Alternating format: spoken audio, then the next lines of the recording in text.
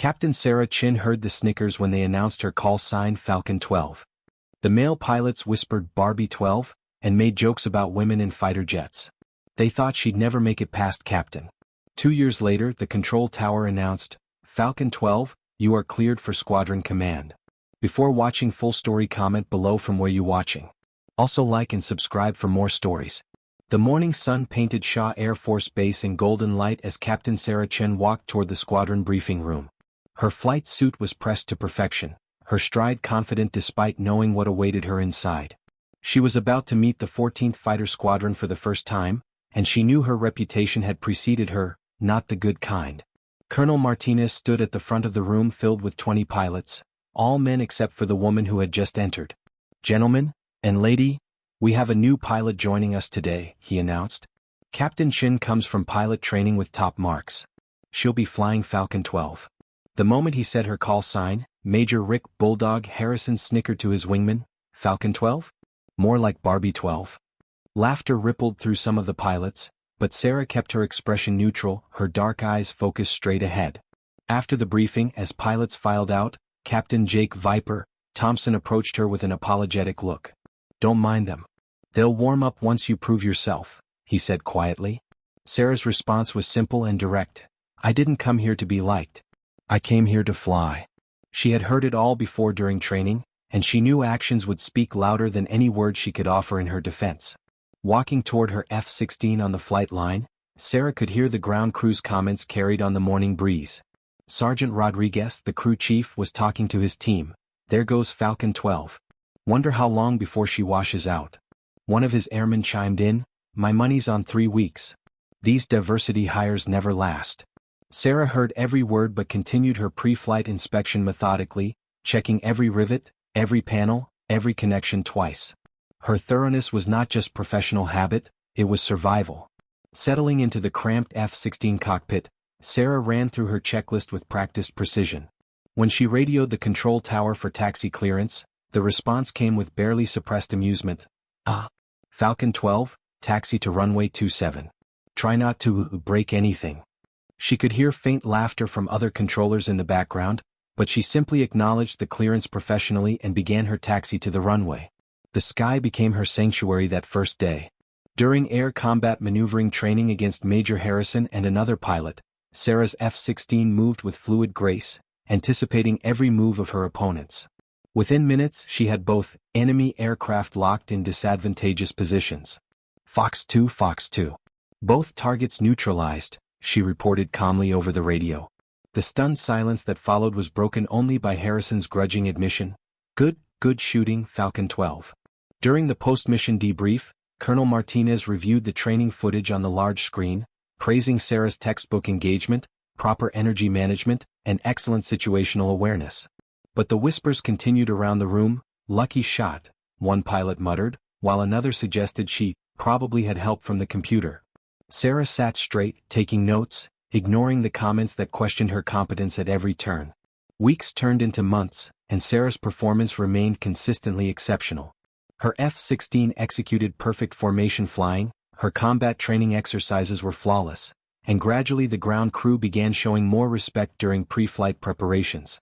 She spent her evenings studying flight manuals in her quarters while other pilots relaxed, determined to be better than good enough. More successful training missions followed, and while some pilots slowly started taking her seriously, the mockery never completely stopped. The breaking point came one evening in the pilot's lounge when Major Harrison decided to voice what he claimed everyone was thinking. Well, if it isn't our resident Falcon, he said as Sarah entered to get coffee. Tell me, Captain, how'd you really get this assignment? When Sarah replied that she earned it the same way he did, Harrison pressed further. Right. And I'm sure your gender had nothing to do with it. Gotta meet those quotas, right? He continued his attack, suggesting that her feminine approach wouldn't work in real combat, while Sarah poured her coffee calmly and left without taking the bait. But respect began growing in unexpected places. During early morning pre-flights, Sergeant Rodriguez started engaging her in genuine conversation about aircraft maintenance. One morning he told her, "Ma'am, for what it's worth, I've been working on these birds for 20 years. You fly her better than most." It was a small moment, but it meant everything to Sarah, showing her that competence eventually spoke louder than prejudice. Colonel Martinez called Sarah into his office as he prepared to rotate out. "Chin, I want you to know you've been exceptional here. Don't let anyone tell you otherwise," he said while packing his belongings. He suggested she think about what kind of pilot she wanted to be, hinting at leadership opportunities ahead. Sarah thanked him professionally, but his words planted a seed of ambition she hadn't allowed herself to feel before. The new squadron commander, Colonel Patricia Steele, was a no-nonsense veteran with multiple combat deployments who reviewed everyone's training records carefully. During her first address to the squadron, she looked directly at Sarah while discussing the finest pilots in the Air Force, then announced they would begin advanced combat readiness training with real-world scenarios. The games were over and Sarah was ready for the challenge. During a complex low-altitude strike mission training exercise, Sarah led an 8-ship formation through deteriorating weather conditions. When Control insisted they maintain their current heading despite her assessment of incoming storms, she made a command decision. "Strike package, follow my lead. New heading 270. She guided the formation through a narrow valley, avoiding the worst weather and delivering successful simulated strikes on target. Even Major Harrison supported her decision over the radio, and Control acknowledged her outstanding mission leadership. The post-mission debrief was different this time.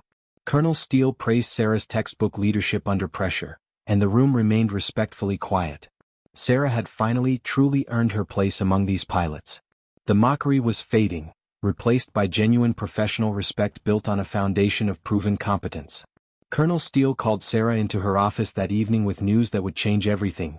"Captain Chin, I'm recommending you for promotion to Major and assignment as Deputy Operations Officer."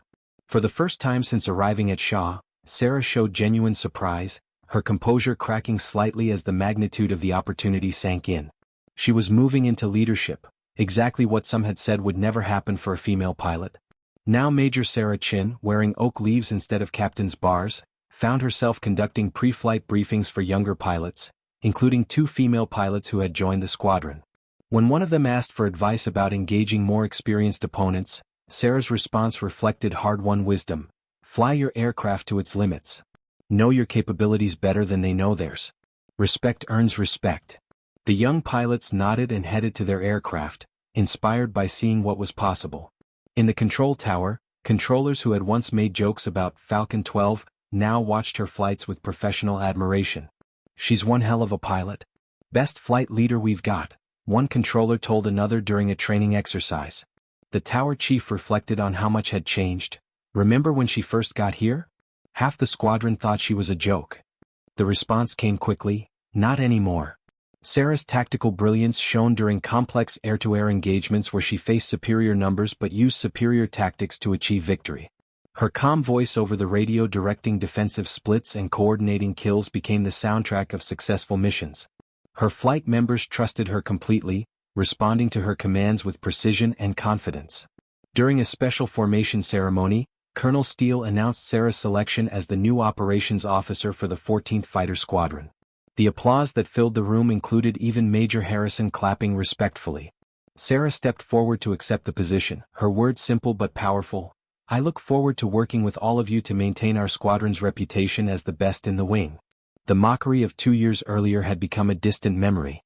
As operations officer, Sarah transformed the squadron's efficiency while maintaining her connection to the flight line. Sergeant Rodriguez, now supervising all pre-flight operations, worked closely with her on maintenance schedules and crew training. Her methodical attention to detail that had once been dismissed as overcautiousness was now recognized as the thoroughness of a true professional who understood that details mattered in both maintenance and flying. The base commander, Brigadier General Thompson, summoned Sarah and Colonel Steele to discuss inspection results that showed the best readiness rating in the wing. When he offered Sarah command of the 55th Fighter Squadron at Nellis Air Force Base along with promotion to lieutenant colonel, Sarah's composure nearly broke as she realized she was being offered the pinnacle of a fighter pilot's career, squadron command. Her change of command ceremony at Shaw was filled with genuine applause from pilots who had learned to respect her completely. Standing at the podium wearing Lieutenant Colonel's silver oak leaves, Sarah addressed the room with characteristic directness. "This squadron taught me that respect isn't given, it's earned. Every day, in every flight, in every decision." She acknowledged how some had doubted her initially but emphasized that merit mattered more than assumptions and competence spoke louder than call signs. At Nellis Air Force Base, Sarah faced her new squadron of 24 pilots, all initially skeptical about change and their new commander. Her leadership philosophy remained consistent: lead from the front. Never ask your pilots to do something you wouldn't do yourself. Merit over politics, always. When asked about keeping her unusual call sign, Sarah smiled slightly and explained that Falcon-12 suits me fine. It reminds me where I came from. The desert ranges of Nellis provided the ultimate test as Sarah led complex red flag exercises, the most realistic combat training available. Her tactical leadership during 12-ship formations earned praise from exercise controllers and admiration from her pilots. One flight member's radio transmission captured the squadron sentiment: Falcon-12, that was some of the best tactical leadership I've seen. Sarah's response reflected her team-first mentality: team effort, Falcon-3. Team effort. Under Sarah's command, the 55th Fighter Squadron achieved the best red flag results in 5 years, earning recognition throughout the Air Force. Her consistent message during briefings emphasized that while the squadron had always possessed talent, leadership helped them use it effectively. Major Davis, one of her flight commanders, acknowledged that the squadron hadn't performed so well in years, but Sarah continued deflecting credit to her pilots while pushing them to maintain their edge. General Thompson's recommendation for Sarah's promotion to full colonel and assignment as deputy wing commander represented career achievement beyond her wildest dreams. Standing up a new fighter wing with 3 squadrons and 72 aircraft would place her at the strategic level of Air Force operations. When asked if she was ready for such responsibility, Sarah's response was confident and immediate: "Yes, sir. I'm ready."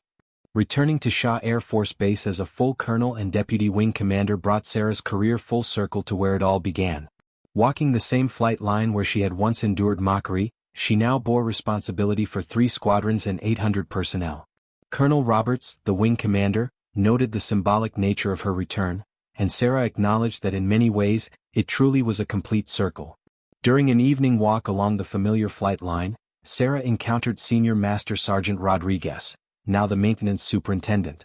His greeting was filled with respect and pride. "Colonel Chin? Welcome back, ma'am."